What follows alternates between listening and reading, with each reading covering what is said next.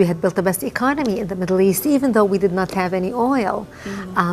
Lebanon was known as Paris of the Middle East, the banking capital of the Middle East.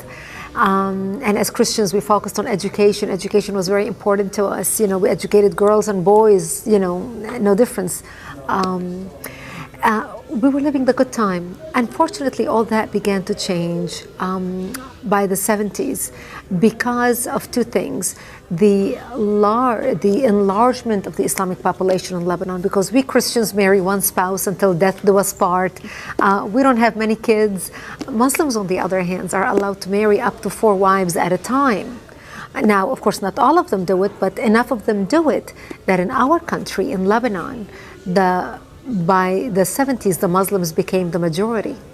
And once they became the majority, they started massacring the Christians and killing the Christians. I remember in 1974, we stopped traveling. We used to go spend Christmas and Easter in Beirut with the rest of my family. And we stopped traveling, and I would ask my father, why aren't we going to Beirut for Christmas this year? And my daddy would say to me, well, we just decided to stay home this year. And, you know, I couldn't understand why. And later I learned is because Muslims started setting up fly-by-night checkpoints, and they would stop Christian cars traveling. And when they would get people out of the car and look at their ID and find out that this is a Christian family traveling, because in Lebanon, our religion is written on our national ID, on your driver's license, on your passport. So when they see that this is a Christian family traveling, they would get everyone out of the car and shoot them in cold blood. So we became prisoners to our homes and our cities and our communities. And that's the reason why we stopped going anywhere. By 1975, that's when the war broke out, the civil war. And the war broke out because Muslims walked into a church on a Sunday morning and began shooting at Christian worshipers, and injured hundreds and killed 4 people. And that's what started out the all-out war. And it was a very difficult time for the Christians, because as the Muslims organized and now supported by the oil money flowing out of Saudi Arabia and all the Muslim countries, they wanted to basically use Lebanon as a base from which to fight Israel, kill the Jews and drive them into the sea, using Lebanese democracy and Lebanese open-mindedness and tolerance to do exactly that. And that's really when my world turned upside down and it changed.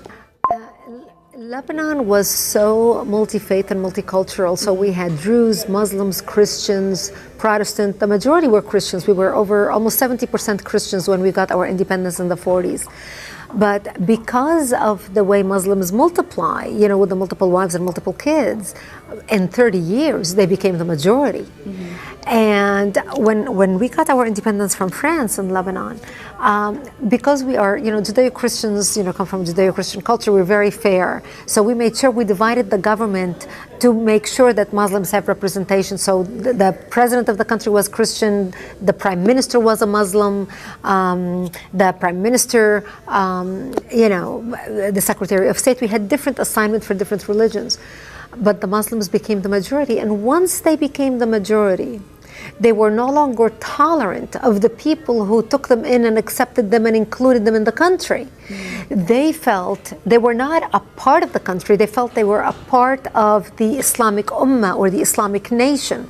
So when they turned against their brethren Christians who lived in the same country, and Jews, but specifically the Christians, they began massacring us in large numbers, because they thought we are in power now and therefore we set the rules on how things should be. And that's really what drove the country into war.